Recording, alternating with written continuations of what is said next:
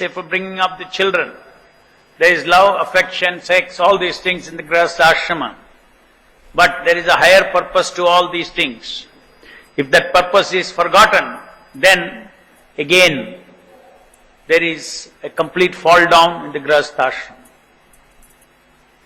Because ultimate goal of human life, or ultimate goal of every kind of license for sense gratification in the Vedas for each varnas and ashramas, that license is actually a restriction.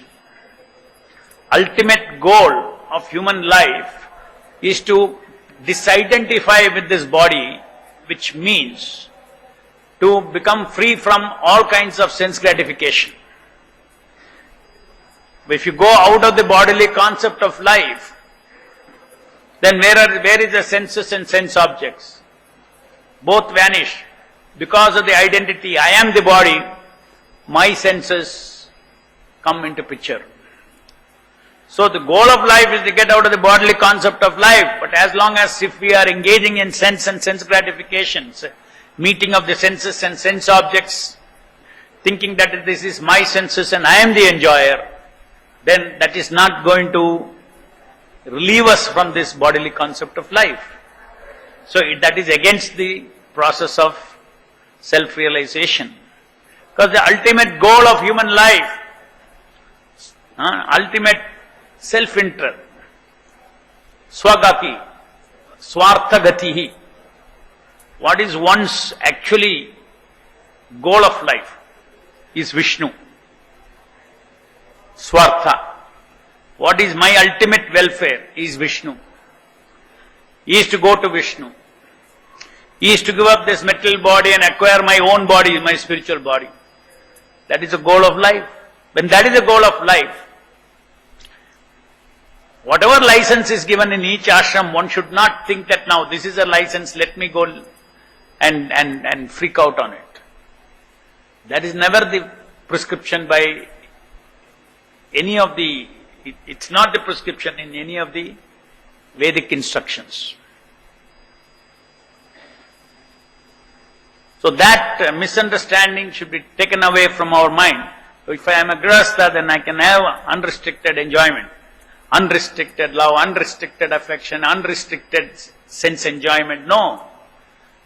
The person who understands the ultimate goal of life is Vishnu, then he regulates his attachment, love, affection, everything he regulates.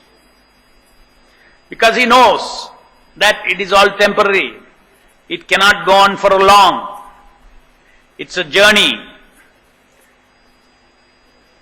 beyond this life. This life is not the journey, is not the goal. The goal is, this life is a journey. The goal is something else. The goal is to go back to Krishna, go back to the Lord, go back to the transcendental world and engage in devotion service of the Lord. So, that we have to remember that any of the sanctions that are given in different ashramas cannot be exceeded without, or cannot be indulged in without understanding the basic principle. Then that grihastha becomes a grahamedi, or becomes something which is, violates the very purpose of grihastha life.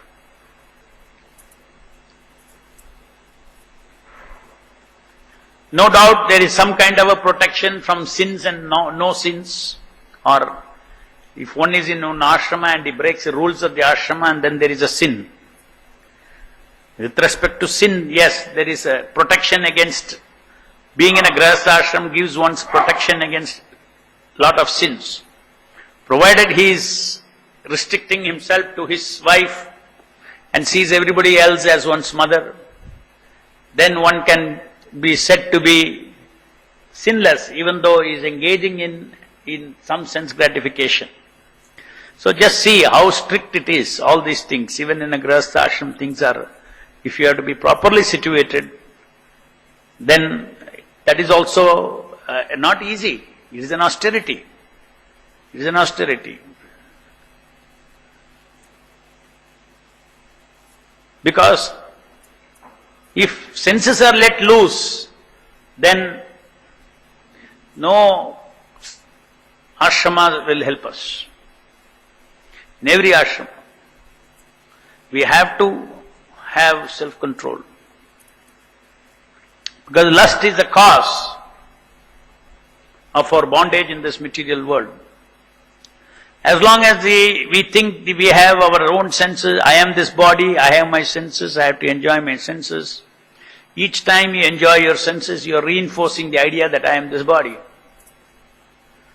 As long as you reinforce this idea that I am the body, automatically, because the body does not appear to have connection with God. Soul is eternally connected. But the body, if you see with your senses, it looks independent. Where is God? So this bodily concept of life, I am this body, means I am the enjoyer will come. You cannot separate this idea. You cannot think I am the body and not think you are the enjoyer. The moment we say I am the enjoyer, then the false ego comes into picture. Prabhupada says, Krishna explains in the Bhagavad Gita how lust is the enemy that destroys jnana and vijnana. Our ability to understand transcendental knowledge, our ability to go beyond this body is destroyed by engaging our senses with the sense objects. We destroy.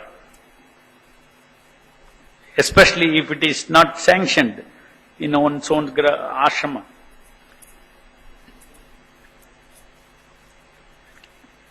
So lust is very powerful. The goal of life, human life, is to come out of this lust. And the only way to come out of the lust is to engage in devotion service of the Lord. Because lust is nothing but love for Krishna transformed.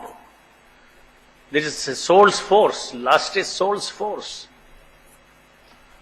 But it is perverted.